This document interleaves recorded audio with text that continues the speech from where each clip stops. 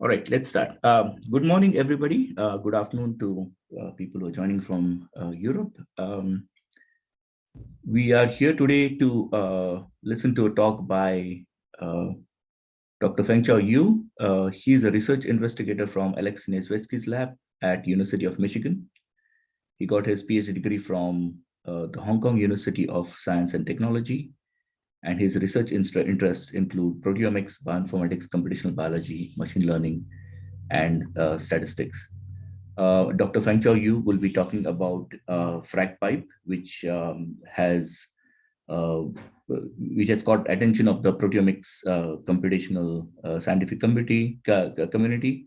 And we are keenly looking forward to the talk, as well as a follow-up talk by James Johnson from Minnesota Supercomputing Institute on its implementation within Galaxy. So over to you, Fengchao. Thank you, Patrick. Let me enable the sharing. Can you see my screen? Yes. Okay, nice. Thanks for the nice introduction. My name is Fengchao from University of Michigan. First of all, I would like to thank Galaxy team for the invitation. It's an honor to present our work to this meeting. I'm going to talk about the Fragpipe, which is a suite, proteomic data analysis suite we developed in recent years to cover all kinds of the analysis. First, I would like to give a big picture about what the Fragpipe can do. So first of all, with the MS Fragger, Fragpipe can do the peptide identifications for the DI and DDI data. MS Fragger can do DDA for a long time, and recently we added support for DI, and I will give a little bit more detail in the later. Then it can do the PSM rescoring and validation using the MS Booster, peptide profit, and calculators. It can also do the PTM site localization using PTM profit, protein inference using protein profit, and the FDR filtering using philosopher.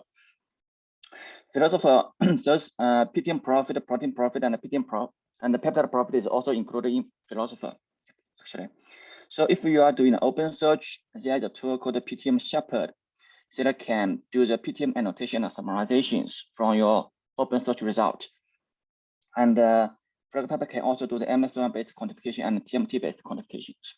With the result from the identifications, it can generate a spectral library. The spectral library can be later used to do the DI data quantifications inside Fragpipe.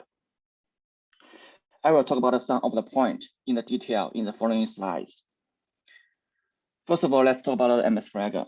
Since the first publication of MS Fragger, we have added a lot of functionalities and modules to make it better. Mass calibration is one of them. To do the mass calibration, MS Fragger perform a first search to get high quality PSMs. And then it built two mass error profiles using those high quality PSMs for the MS1 and MS2 respectively.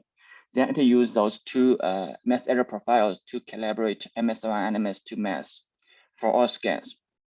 This is a figure from the original publications. Figure A is for the MS1 and the figure B is for the MS2. So first row is mass error versus M of Z. Second row is mass error versus retention time. As we can see, MS Fragger can shift this whole scatter plot, this whole cluster of the mass errors to 0. And then it can also make this band more narrower, which means that it makes the mass error smaller and fewer outliers. This also applies to the MS2. And with all those additional functionality and the modules, MS Fragger is still fast and sensitive. Here are two typical runtime comparisons for the open search and closed search. For the open search, there are MS Fragger OS, which is the original MS Fragger module. In the open search, it does not try to localize unknown modifications. It also does not shift the peaks, which is affected by the open modifications. But later on, we developed a so-called localization-aware open search, which will try to localize and shift the fragment peaks, which is affected by the modifications, so that we will have a better spectral match during the search. It have a higher sensitivity and a lower false positive rate. Although MS Fragger localization aware open source takes much more time than MS Fragger, original MS Fragger, but it is still the fastest one among its competitors. This is a closed search using the DDA passive data. There are 4 HeLa replicates, and we use peaks and max count as benchmarks because there's really not much tool that can fully support DDA passive at that time. This hatching is indicated that the result is from the semi-enzymatic search. So this is the peptide count, this is the protein count. So as we can see, the MS Fragger has most peptide and proteins from the tryptic search and the semi-enzymatic search. Here is a panel about the runtime comparison. MS Fragger is the first one, but interestingly, the semi-enzymatic search does not add too much time to it. This is because most of the time is spent on loading the data rather than searching. So we did another test using those MZBin files. MZBin file is basically the file containing MS2 scans in the binary format. Loading the MZBin file is much faster than loading the original .d file using the Brooker's library.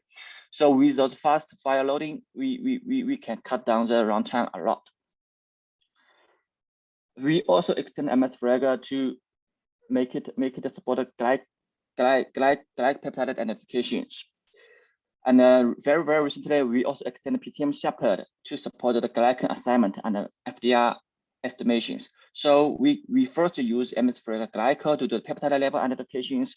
Then we use PTM Shepherd to do the glycan level identification and FDR estimations. Here is a little comparison against the pGlyco3. pGlyco3 is another glycopeptide identification tool. It was published on Nature Methods like a few weeks ago.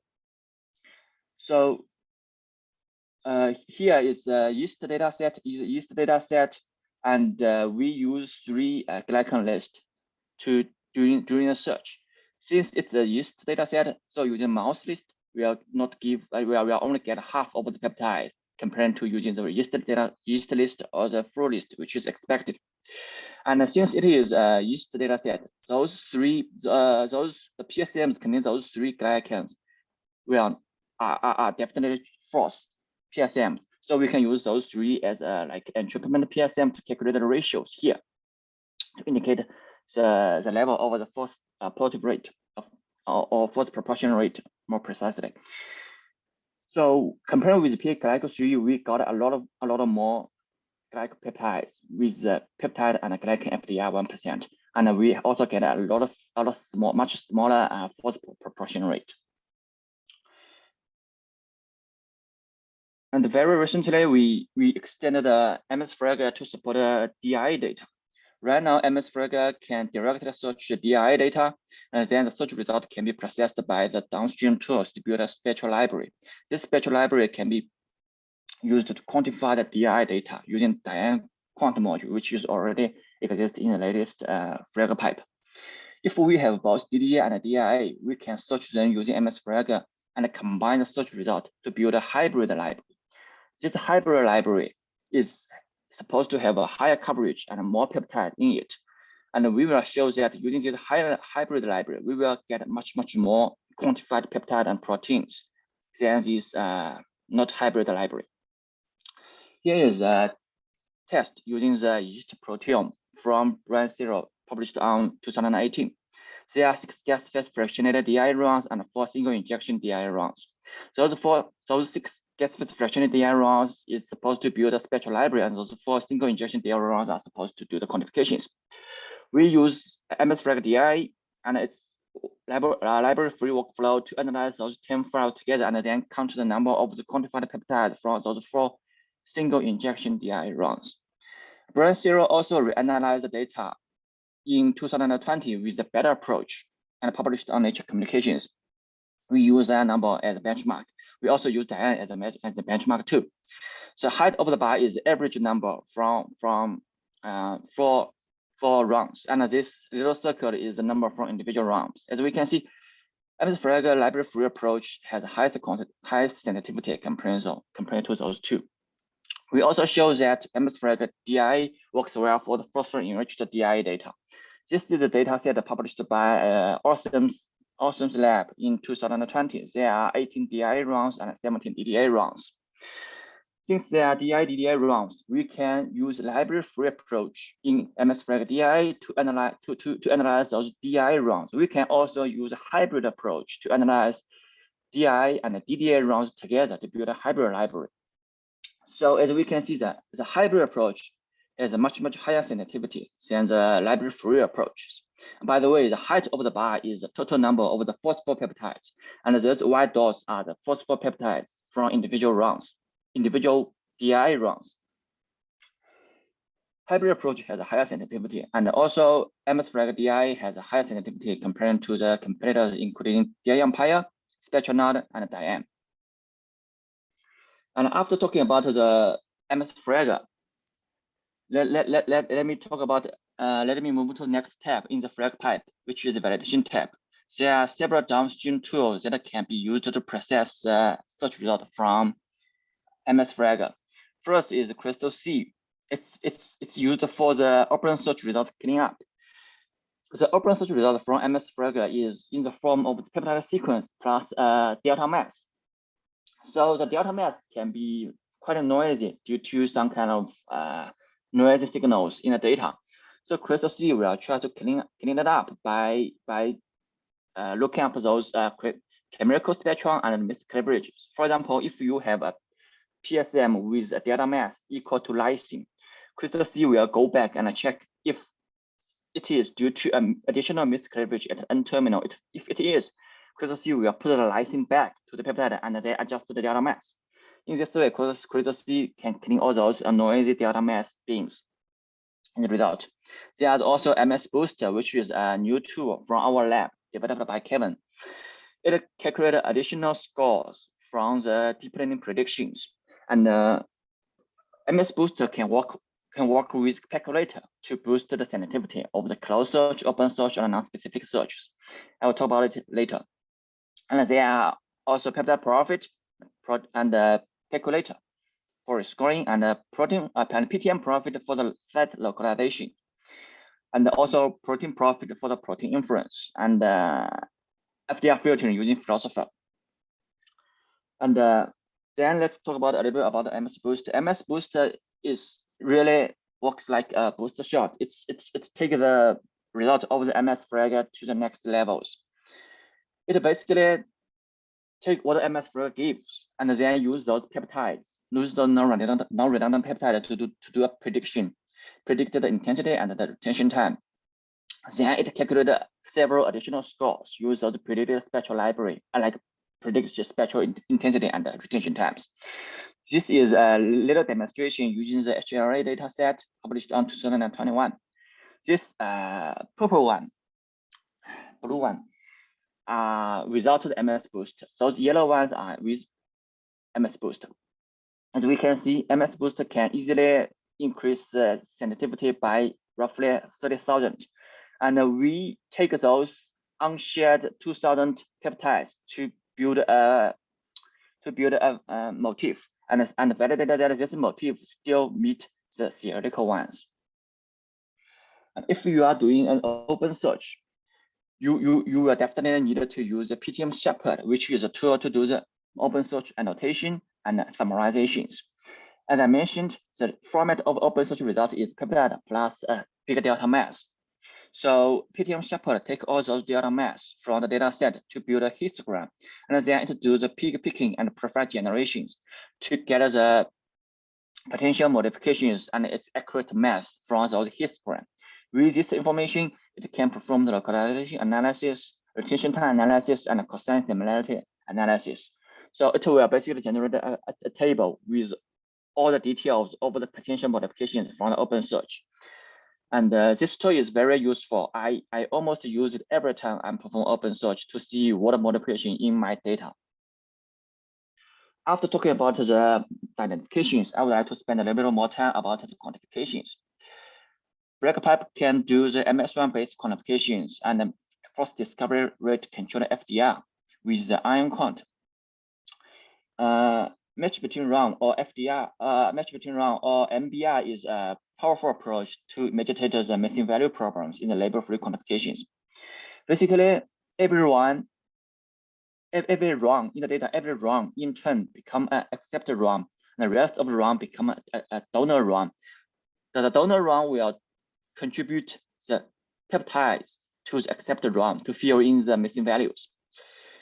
Ion count basically calculates the correlations of the accepted run against all donor runs pairwisely, and then select those highly correlated ones as qualified donor runs.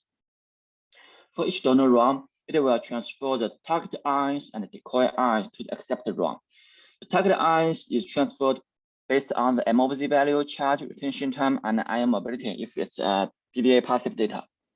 And the decoy runs is transferred with a big MOVZ shift. After this ion transferring, it will check the isotope envelopes and calculate a bunch of scores to measure the quality of those ion transferring for the target and the decoy. And with the target transfer and decoy transfer, we will have 4 ion types. There are like +2 target ion type, which has MS2 identifications in the accepted run. We will know that almost for sure that this type of ion is correct. And there are also -2 decoy run with the MS2 ID in the accepted run. We also know for sure that these types of, almost for sure that this type of run is incorrect. So with those 2 high confidence correct and incorrect ions or peptides, we can build a LDA model for the scoring. This model is used to score the +1 and -1 ions. +1 is the target ion which has no MS2 identifications in the accepted run. This is what we want. And the -1 is the decoy ion with no MS2 identifications. Then with +1 and -1, we can build a mixture model and then calculate the FDR for it. Now, this is a result about the performance of the label-free quantifications and coupled with MBR. This data is from the DDA passive. They are mixture of the 3 organisms: human, yeast, and E. coli. There are 2 experiments. Experiment A and experiment B. The mixture ratio of the human is 1:1. The ratio of the yeast is 2:1, and the ratio of the E. coli is 1:4. So we already know the ground truth ratio of the protein from those 3 species.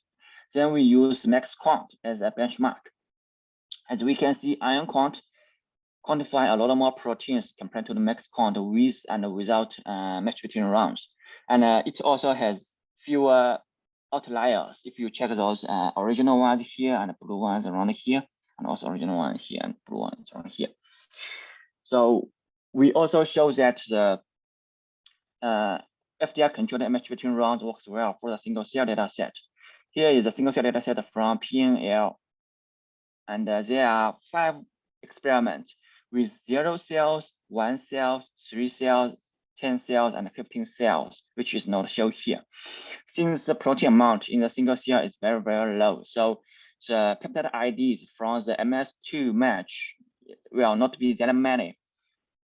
So the single cell guys come up with a very brilliant idea that use the bucket cell experiment, which is 50 cells here, as kind of the library. This kind of library will have a lot of peptide identifications because it's a bucket cell. And then they use the match between runs to transfer the peptide from this bucket cell experiment to the single cell. Since almost like more than half of the peptides is from the match between runs, so the FDR control is very critical here. So let's take the 0 cell experiment as an example.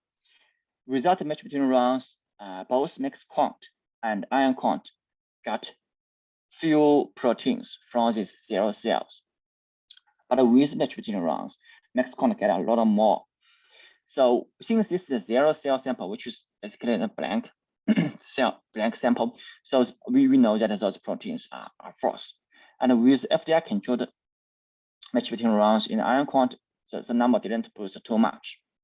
And then with the non-blank single cells, we can see that ion quant will always have a higher sensitivity than the max quant, even with the 1% FDR controlled match between runs. Last but not the least, I would like to present a little bit about our ongoing work. This is headless things we are working on, and it is working right now. And it's just a screen recording of how to do it. I have a folder with all those files, and have this have the command that can run in the and this command that can trigger the Fragpipe to run in the headless mode. Basically, this is a headless frag, and this workflow to give a workflow file with all the parameters for the Fragpipe. And there's also a manifest file containing a list of all the runs and experiment structures. This manifest file I'm talking about. With those three options, Fragpipe will run in the command and give the exact result as it's running in the GUI. Last but not least, I would like to thank the people from Nizhevsky group, especially for Alexei Nizhevsky, which is the PI, and Kevin, who is a major developer of the MS Booster, and Goss, who implemented the headless version of the Fragpipe. He also worked on the spectral library and maintained the Fragpipe and MS Fragger. And Sarah has helped on the IronCon development. She's also part of the CPTech project, and she also write most of the tutorials and documentations in our GitHub webpage. Dan is a major developer of the MS. Dan is a major developer of the MS Fragger Glyco, and Danny is a major developer of the PTM Shepherd. Philip is a developer of the Philosopher. Ginny and Leo here are two new guys coming to our lab since this summer. They are the part of the CPTech project, and Becky and Kevin are the other staff in the core facilities. And then thank you all. Thank you very much, Fengchao. This was a great talk, giving an overview about how Fragpipe does as compared to other tools. Any questions? If you have any questions, you can either write in chat or you can raise your hand. Let me.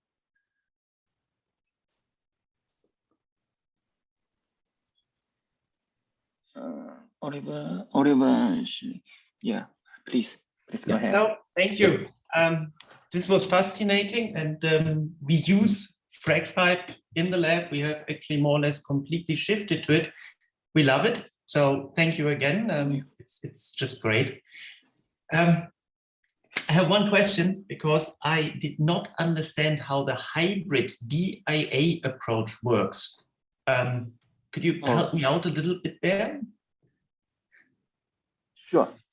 So right now we have the MS Fragger DIA, which can directly search the DIA data. Yeah. And we also have the original MS Fragger that can search the DIA data. Yeah. So Fragpipe, whereas if you give all data to the Fragpipe and label it, this bunch of data is DIA and this bunch of data is DDA. Yeah. Then Fragpipe will perform two searches sequentially. One is using MS Fragger to search the DDA data. Then it uses MS Fragger to search the DIA data. Yeah. Then the MS Booster and Calculator will rescoring those data individually because they have different. Okay. Yeah. Okay. After the process by the Calculator, we combine the PepsiMan file together to feed it to the protein profit so that we can control the global protein FDR and the global protein inference all together with the DD and DDI. Is there an example workflow for this online to sure. started? Let me share the screen in the lab. Let me go to the computer in the lab. Okay, let me just use a released one. This is the released one here, and okay.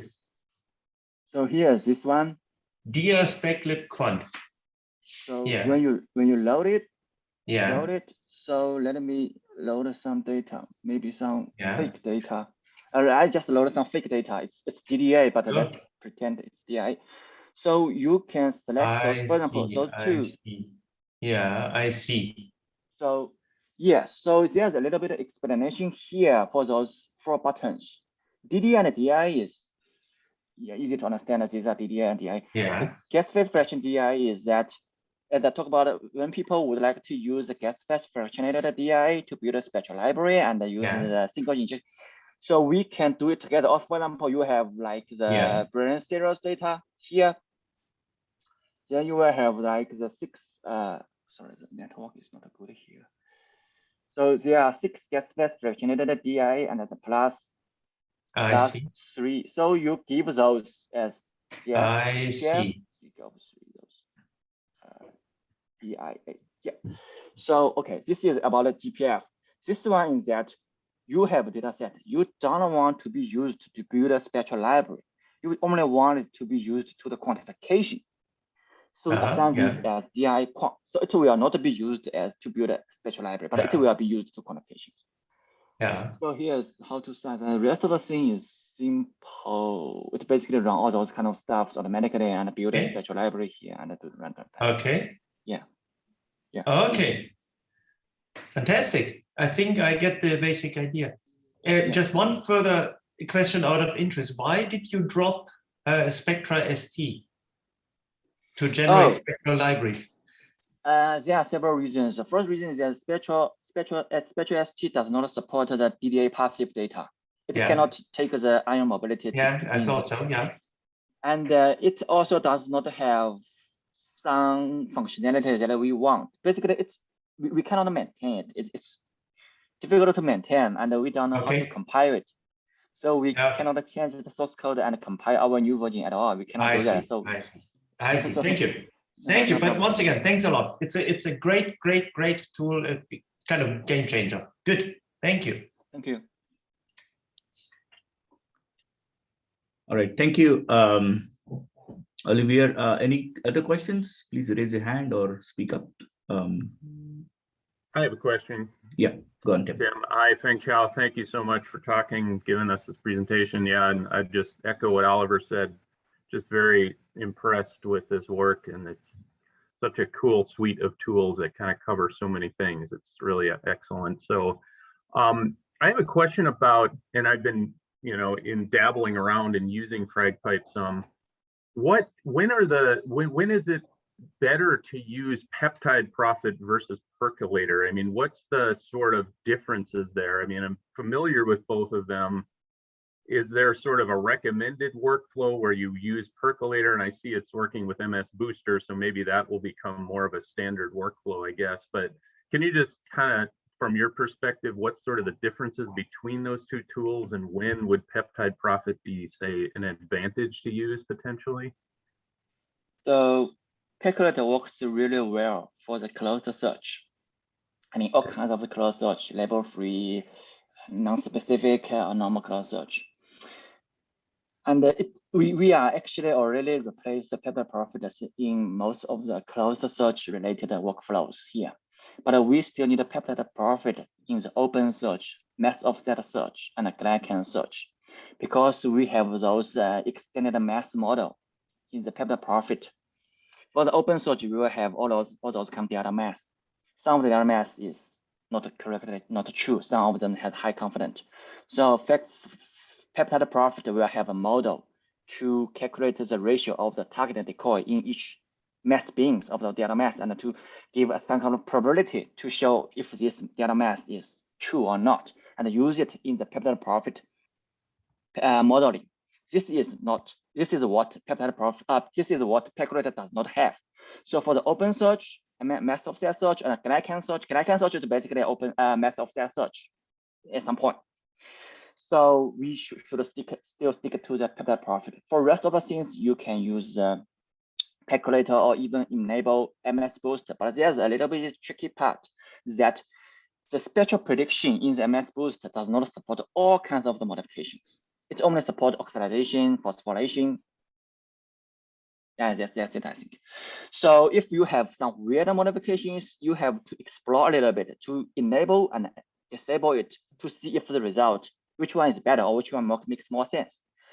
In the prediction, if the MS Boost, Kevin is a better guy for me, better guy than me to answer these questions, but let me just say, so if there's a modification that is not supported in the predictions, MS Booster will just shift the we predict an unmodified version and shift the peaks to the correct M over Z and do it. And for some modifications that does not affect the intensities, it is totally fine. But if for those things that affect the fragmentation patterns or that kind of stuff, maybe it will make the result worse. So it depends on the user to explore. Okay, no, that makes sense. How about for, like HLA peptides or basically any non-tryptic like open enzyme searches? Does peptide profit a better choice there than percolator? Or does percolator work well on those two? Percolator, according to my test, percolator constantly has a higher sensitivity than peptide profit, because percolator will have so many scores altogether to do the scoring, especially for the HLA, which has a very, very big search space.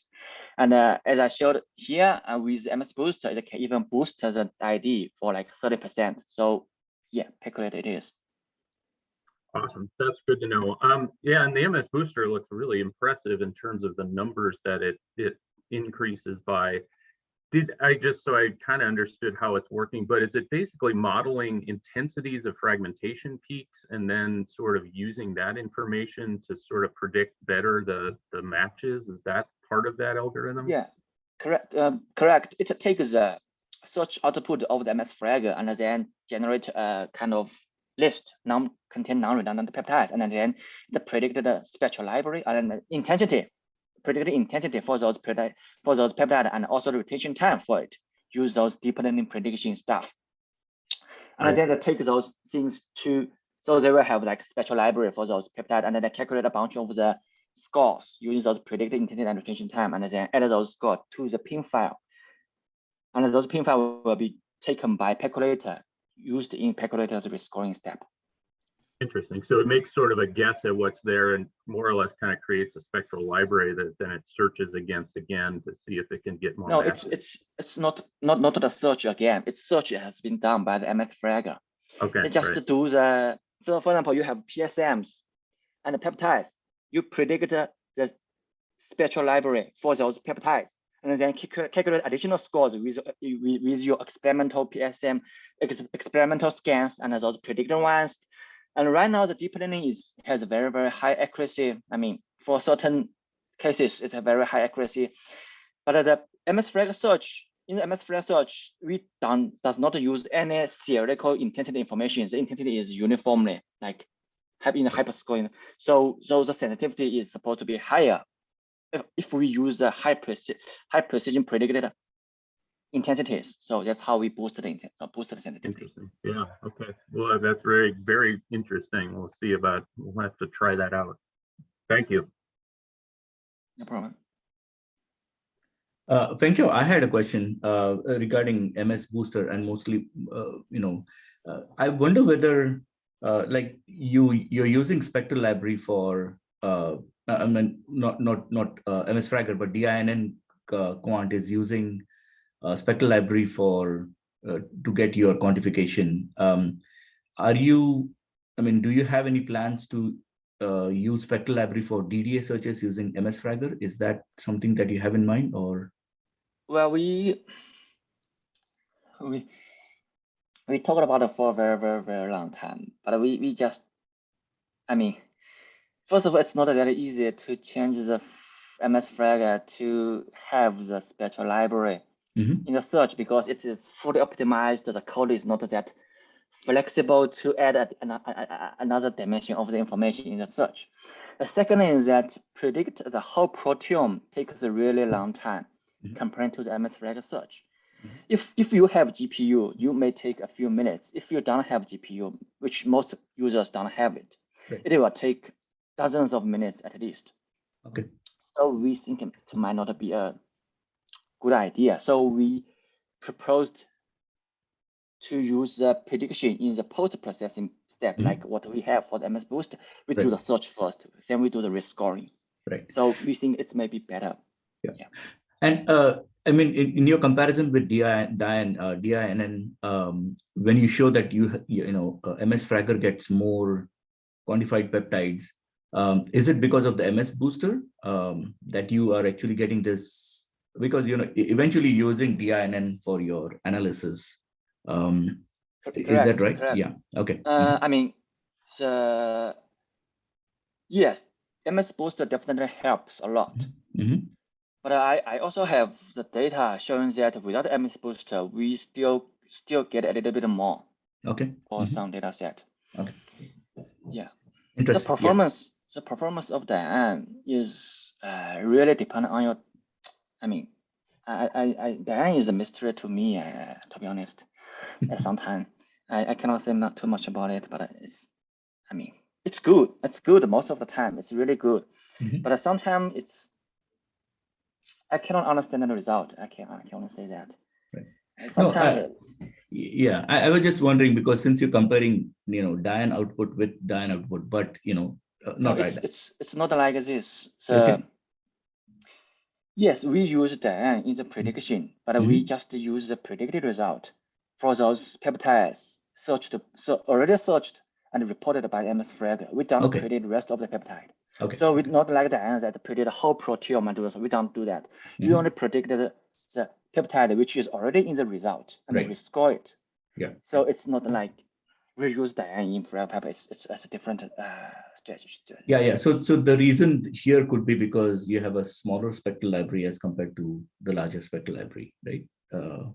Diane's library that if you're using Diane in the library free, so-called library free mode or cyclical prediction mode, the library is definitely much larger than ours because it's a whole proteome. Yeah. We are using a whole proteome to do the prediction, but ours, we direct search the DI or DDA data and then build a spectral library. With a very strict FDR control, we control the spectral library at 1% of protein and the peptide global FDR. Right. So this library is all the entries in the library is already high confidence ones. Then we use that in the quantification later on. Okay. Yeah. So it's a library. Yeah. Yeah. Thank you. Any other questions? I had one more question, if I could. Sure, Did you say that some aspects of Fragpipe would benefit from GPUs? We don't support it. And okay. We don't support it. I'm sorry. I'm talking about concept of the deep learning prediction because most of the tool is using GPU in the prediction and it is still slow. And our don't support GPU at all. Okay. So I'm just trying to say that even with GPU, the prediction is still slow. So it's not a good idea to predict the whole proteome and do the search rather than we should do the search first and then predict a small amount of peptides. Yes. Yeah. Sorry for the confusion. There is a question from Camoin. I have a basic question. What do you recommend as configuration to run MS Fragger? Oh, you can, at the start, you can just use the default workflow for the DDA, of course. If you want to do the label-free quantification, you can use the LFQ-MBR workflow for DDA. But for the DIA, you can use the one I mentioned before, the DIA spectral lab quant workflow. You can take the DIA data. Okay, thank you. All right. Thank you. If there are no more questions, we will move on to James Johnson from Minnesota Supercomputing Institute, who will kind of give us an overview about the status of, having MS Fragger or Fragpipe and its various tools within Galaxy. JJ, do you want to? Would you like to share your screen, or you just? Yeah, I will do that. Okay.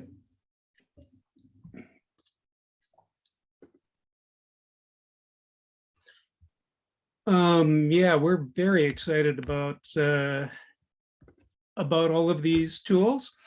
I think I first heard of MS Fragger at ASMS a few years ago. I believe I was listening to a talk, as usual, sitting against the back wall where I could keep my laptop plugged in. And if I remember correctly, I started writing a tool for MS Fragger before the talk was over.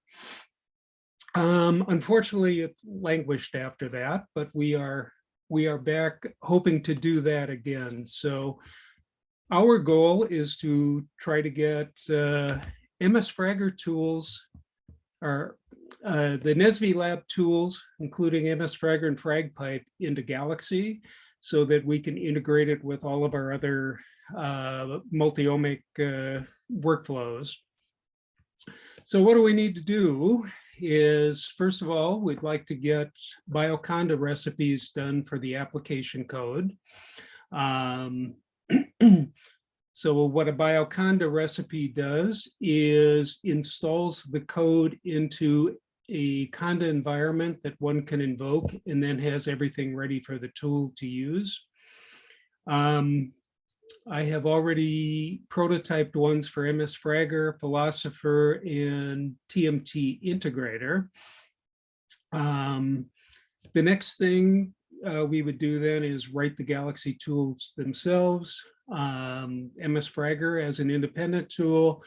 And now that there's a command line version of Fragpipe, we will look at making that another tool. I've prototyped one that does Philosopher pipeline at this point, but I think I should probably abandon that effort and go straight to the Fragpipe command line. So looking at the MS Fragger Bioconda recipe, like I said, puts MS Fragger into a Conda environment. What we often do with Java-based applications is we have a little script that runs to set up the Java environment and actually run the Java command with the, whatever code needs to run. This was the mode we took with Search GUI and Peptide Shaker. So one of the important things that little Python script will do, will find the absolute path to MS Fragger. And one of the things I needed when doing a Philosopher prototype tool was its YAML file needed to have the absolute path to the jar file. So one of the things I added to that little Python script was just to have an option where it could return to me the that path. So let me switch quick to what those recipes look like. I'll start with the easiest one, which is TMT Integrator. Let's see.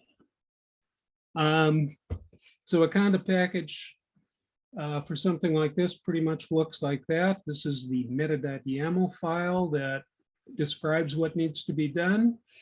If we can, we include a version number with this.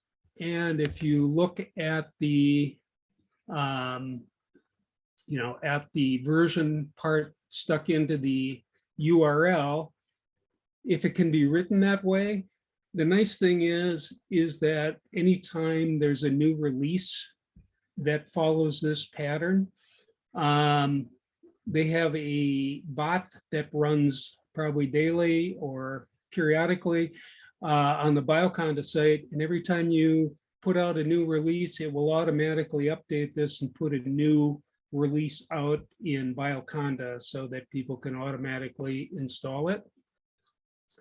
I mentioned having a Python script to invoke these. Basically, it just takes care of looking for the jar file. And in the end, it's going to build up an execution path and execute that. As you can see, I did put in a little hack to return the absolute path if you wanted that, instead of invoking the entire our application. So the MetaFragger one that I have prototype, or MS Fragger one, is almost the same, except because it's licensed software, at this point, we don't have a URL to go to. So I made use of just the one I downloaded that any person can do, downloading the file and using that in my prototype that I would build locally to run MS Fragger. So that's something we will have to work on with the people at Michigan to see if we can come up with a solution so that can be automatically installed by Galaxy as well.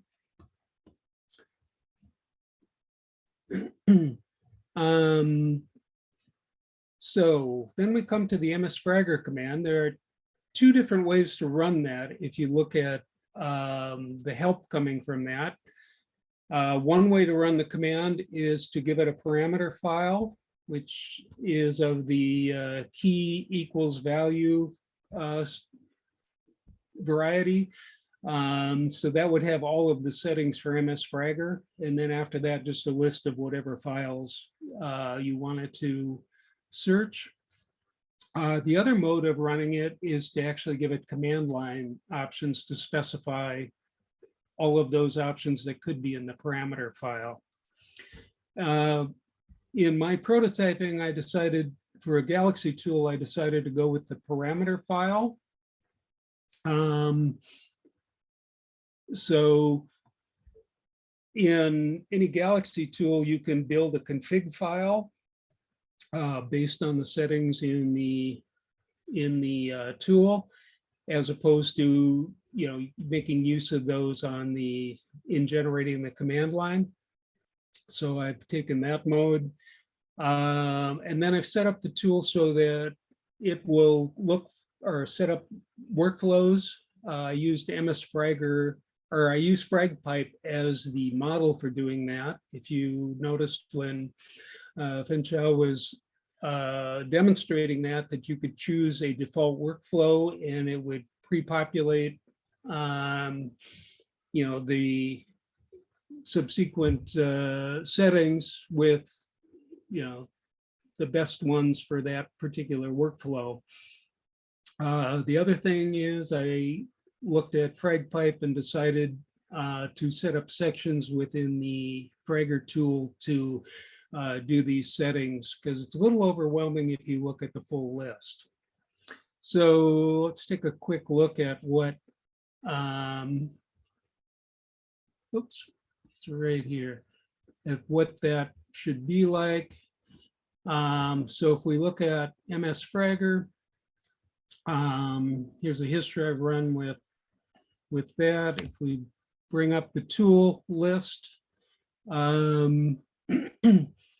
again, we can just choose whatever files from our Galaxy history over here, and we can choose a database that we want to run against.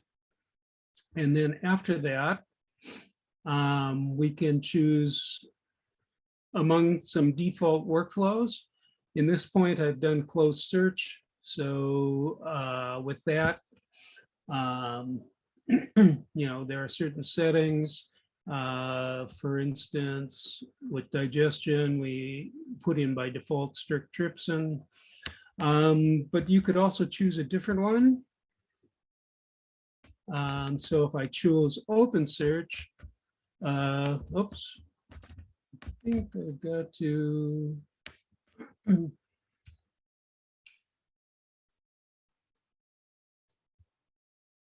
have to reconnect.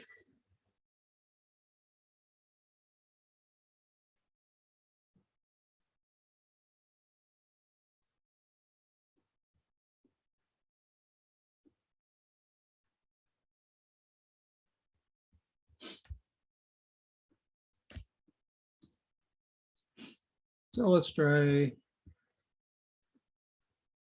if I go to open search, oops,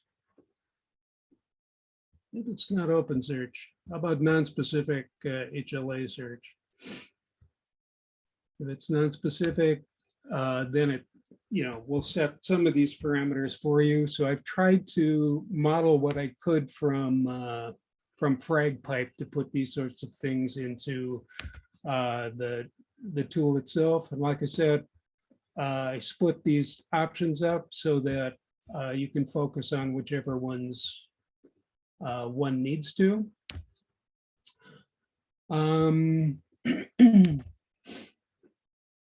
Let's see.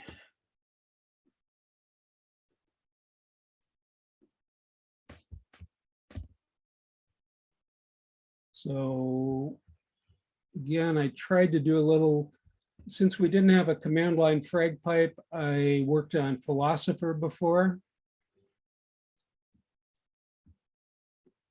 And with Philosopher doing the pipeline, one built a YAML file. So again, it gets done in the configuration file. So in this particular one, in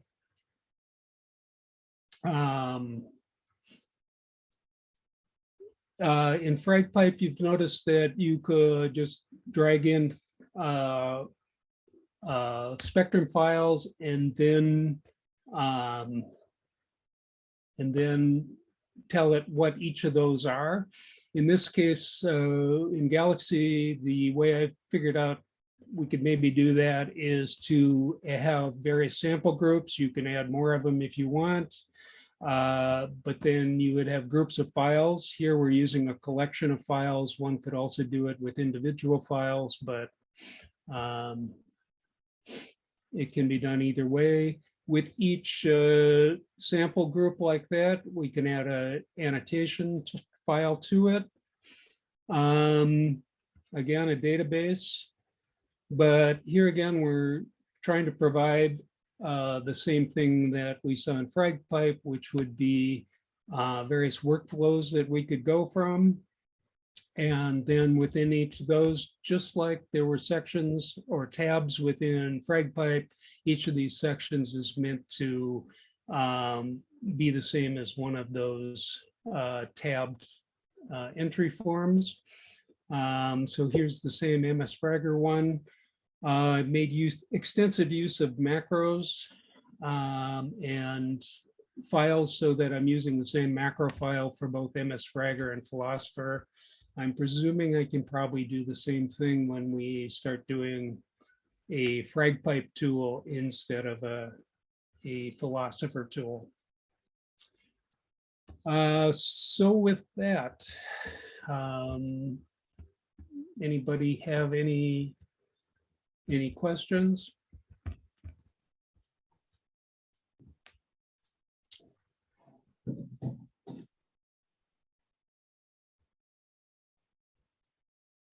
So JJ, I have a question. So in terms of once you have the headless Fragpipe, and its features installed, would this be ready for testing, or do you think it's already ready for testing with MS Fragger part of it?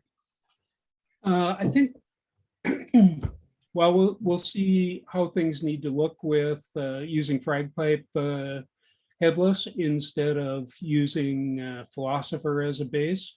Mm-hmm. There may be some things changed, but I would think we could get to pretty quickly having an MS Fragger tool. It'll probably take a little longer to get a Fragpipe tool installed. Yeah. Yes. So the command line and the parameter, the parameter is different from Philosopher YAML file, but it's still the text format. So I think it's easier to change. And the command line is just one line, as I showed in the presentation. So I think it should be easier to replace. The thing is that it is not ready for now. And it should also need a few, at least weeks, maybe a month.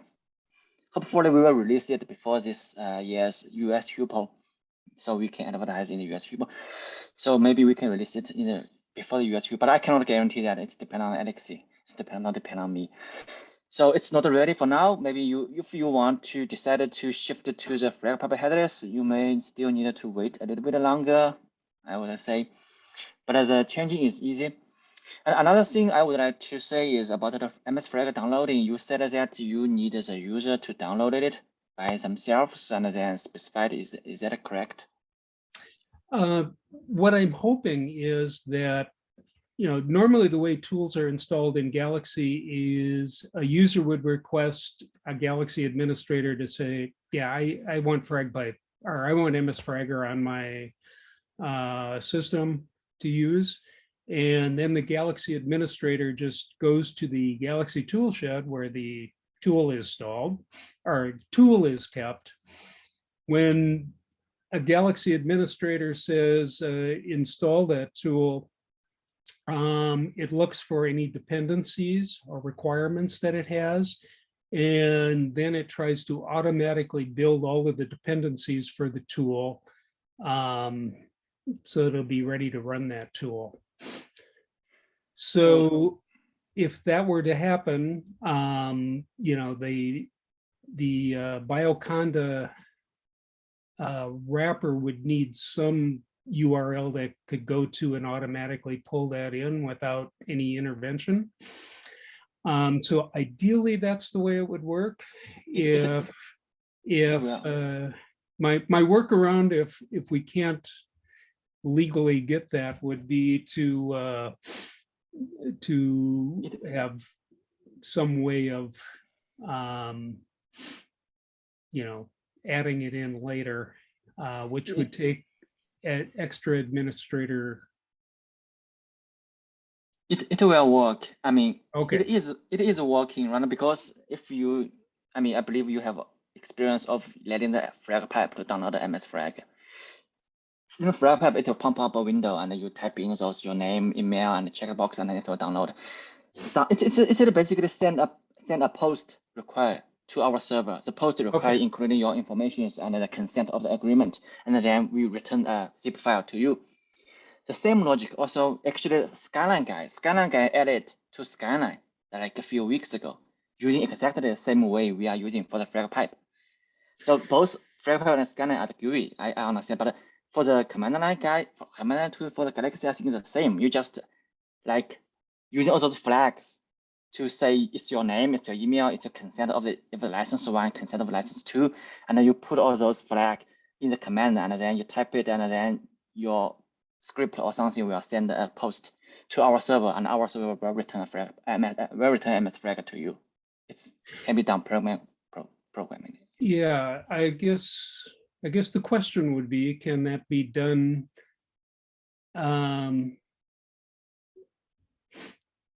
So when you install a Conda environment, you know, this is all done without any human intervention? You mean without any like command line options? There's no command line option when you run the Conda things? Oh, there can be, but they would be pre-filled out. You know,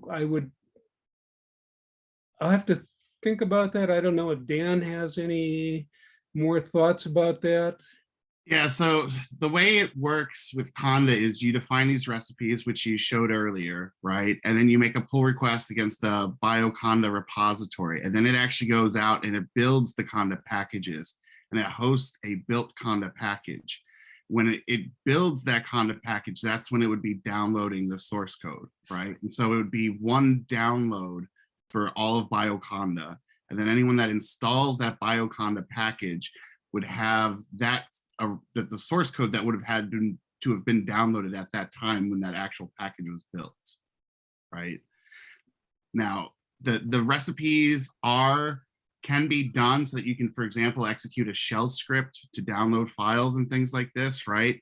So it could fake this post, but it's basically, it would just be faking one post for all of Bioconda, right?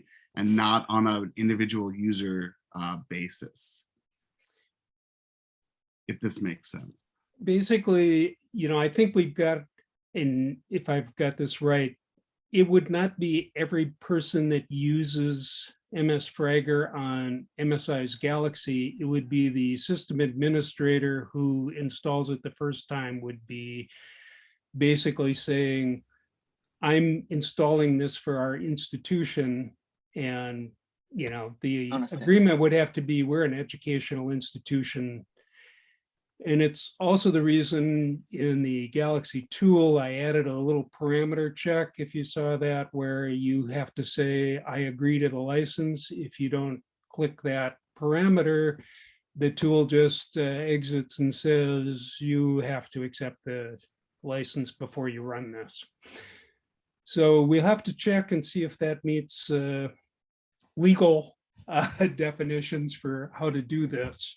The other concern would be, I don't know if Bioconda would be willing to accept a tool that has a non-open source or non-traditional open source.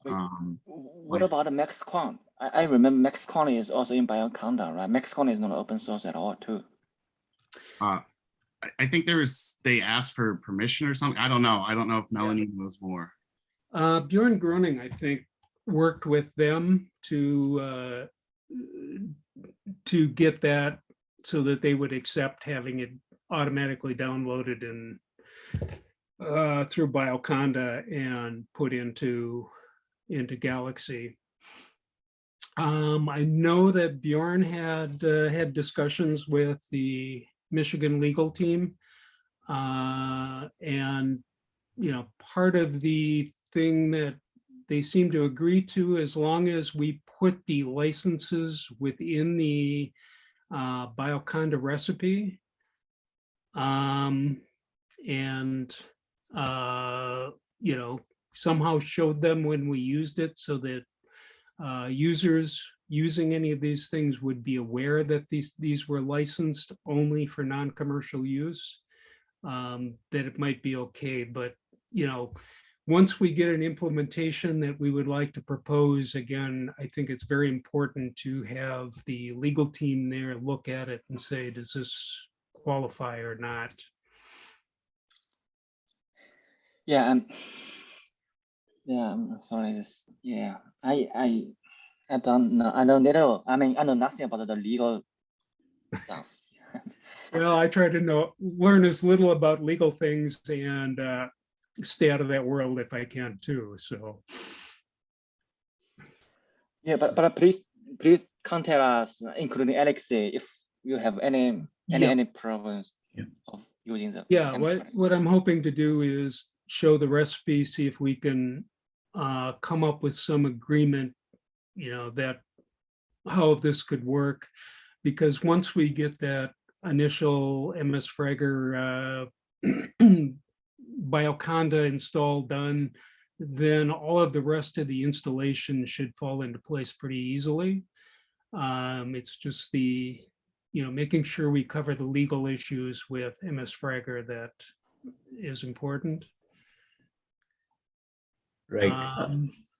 And before anybody else drops off, I would like to be, I've been mostly doing this, but I would certainly be interested in developing both MS Fragger and Fragpipe tools if more people were interested in contributing and make sure that it gets done in a way that's most usable for everyone.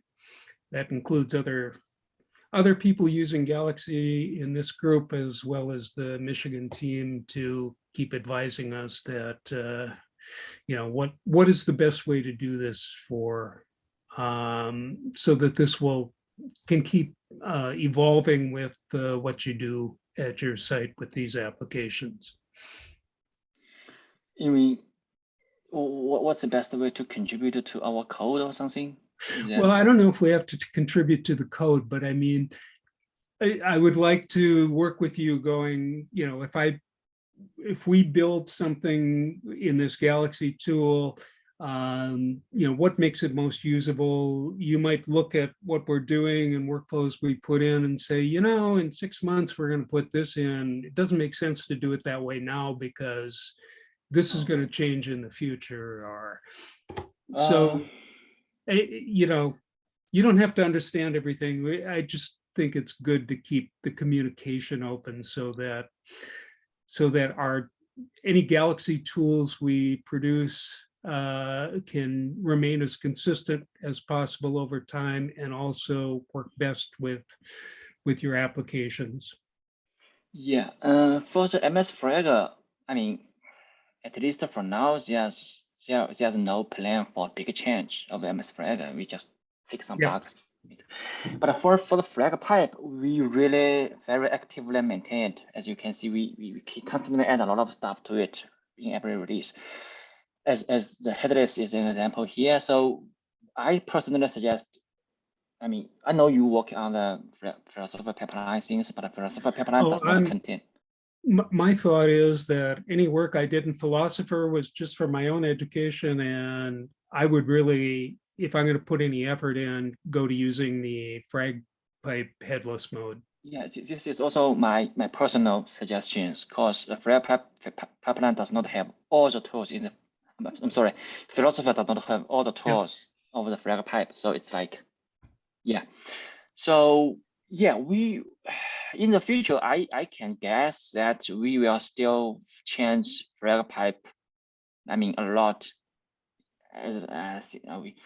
So for the next release, I can see that headless things, and there's some parameter changes for the quantification stuff. I mean, that's maybe most about the next release. For the next, I really cannot tell. I mean, I cannot expect for the next, that's like half a year since then. But if we have a really big change that can affect the galaxy, or you want to make a big change that try to explore something different from that, please let us know, and we can have a meeting to see if it all makes sense. Yeah. And, I don't know if I should ask here publicly. I was just doing in case there's anybody else in here that wants to participate in trying to, I wouldn't mind if we could get a beta version of the Fragpipe headless, just to start working on a tool. Of course, it can't be released until you do a release, but it's just so that, we would be ready sooner than waiting for a release time to know how to implement this, or get some feelings for how to implement it. Yeah, sure. Yeah, no problem. We can give you like alpha version or something.